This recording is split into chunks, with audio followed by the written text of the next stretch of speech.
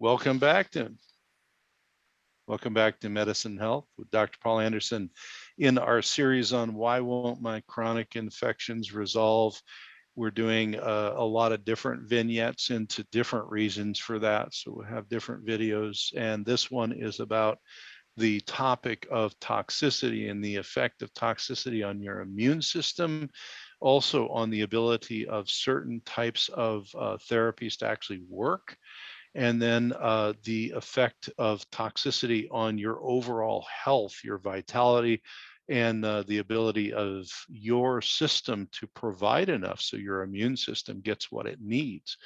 Very, very critical thing. So in this section of toxicity, what we want to think about there is you have different things that can be toxins or toxicants to your body. Okay. Now, there is a technical difference between a toxin and a toxicant. They're all under the umbrella of things that your body doesn't like to have on the inside and things that are not good for you. Now, there is also in the world of toxicology, this thought that, well, it's the dose that makes the poison, not the presence of the poison. This is why when you do certain types of testing, there's a cutoff level by which they've decided that, well, most of humanity has this much of this toxin in them. So that's normal, quote unquote, and then anything above that is abnormal. And there's a lot of debate around that because your body has absolute, for instance, think about lead or mercury. Your body really has absolutely no need for or use for lead or mercury or a number of other things. So having a normal range for that is sort of a, it's a misnomer to some degree. What we see with normal levels is that the actionable level of some big bad things like lead, the government keeps lowering the level at which you should probably do something about it, meaning they're getting more impressed with how bad lead is for you. But the other problem is because the normals are based on the population in, say, the US or other parts of the world, um, as we all get more toxic, we all have a normal level of a baseline of toxicity, right? So it's not really normal. I used to tell patients, well, there's nothing good comes from having lead or mercury or something in your body, but your levels are lower than maybe some other people who might be more toxic. There's three big areas of toxicity: metals, chemicals, and then biotoxins, primarily mycotoxins from the mold world. And so if we look at them, they're all inhibitory to the immune system in different ways. But before we get to immune inhibition due to toxicity, I want to talk about something that is an evolutionary advantage to some of the microbes, the bugs, the infections that cause trouble in chronic and acute illness. And that is that there are some forms of microbes that can make you chronically sick or give you symptoms, et cetera, that will metabolize some of the toxic elements in a way that is strengthening to them. So, for example, they might use a heavy metal, which to us is a poison, and to the microbe is actually something that makes them stronger. They actually will use it. One thing that you see in some of the research is there are microbes of different types that use certain heavy metals the way we use iron in our body. So they will suck up those heavy metals. So the more heavy metals you have available, sometimes that will create more growth of certain type of microbes because it strengthens them. And then that growth of those other microbes is a drain on your immune system.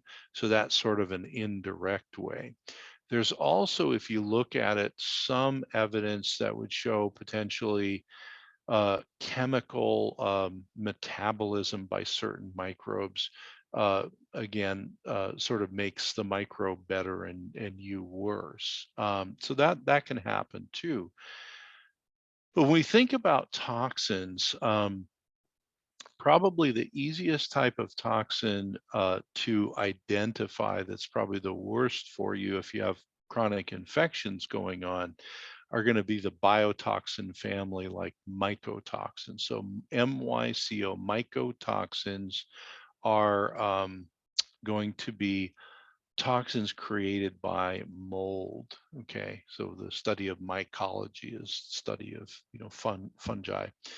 So there are certainly fungal forms in the world that are very healthy, and we eat them, mushrooms, stuff like that. And there are types of mold that are opportunistic that grow when things get wet that shouldn't, and all that. And a lot of those opportunistic molds will give off a toxin that literally is an immune suppressant, to the degree that there are some drugs that are immune blockers that are made that are essentially the same as a mycotoxin, same chemistry. So in people who are not getting better, and they have chronic infections, and maybe they keep going through treatment cycles that aren't helping and all of that, one of the areas we look, and so in other sections we've talked about, immune suppressive drugs or lifestyle or other infections and this and that. Another area we look would certainly be doing a screening for mycotoxin exposure. And so the mycotoxins, because they're directly inhibitory to your immune system, are usually the first target of things to look for. Now, one of the things that is important in medicine, they call it the practice of medicine because you never stop learning.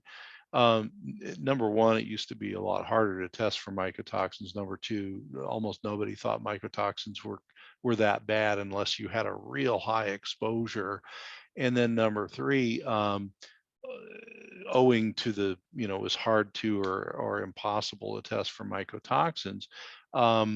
Owing to that fact, a lot of the healthcare providers didn't even know you could or should, right? So that I would say that in my chronic illness practice, the testing of mycotoxins has been a big shift, from 20, 25, 30 years ago to the last certainly the last 10 or 15 years.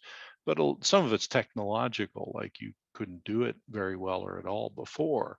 So if no one is looking at things like mycotoxins, mold toxicity, et cetera, it should at least be screened for. If you're constantly treating chronic infections and you're just you're just beating your head against the wall. Because imagine, we talked about how bad it is if you're on a drug. So let's say your doctor gives you a drug to help one thing, and it slows your immune system down, and then that creates other problems for these chronic infections. Well, that's bad enough. But then imagine no one's giving you this drug. It's just there. Okay. And I've seen it affect people because they can't see the mold infestation. A lot of times it's above your sheetrock in the ceiling, or it's in the walls, or it's in your vent systems, or something else. Now you can have your environment inspected for it, um, but sometimes it's not that obvious. You don't have to have stuff, growing out and doing, all these bad things. Chemical toxins, again, they can be screened in a urine test, and there are no perfect tests for these things, but you can at least get screening done. And chemical toxins essentially are going to do a couple of things, but mostly they're going to confuse your immune system. Your immune system's going to see them. It's not going to like them. It may make antibodies against the chemicals. It may find that the chemicals have got into your cells at the membrane or on the inside, so it might start attacking your cells. All number of things. Again, anything that throws your immune system off will create a problem for you in fighting other infections and getting healthy and getting over things. And then metals, like we talked about, kind of a couple of avenues into immune suppression. Um, but generally speaking, heavy metal toxicity, if you have quite a bit of heavy metal going on, or a lot of certain kinds, either is going to embolden your infections and or create an immunologic challenge for you that is going to be a much bigger problem for you.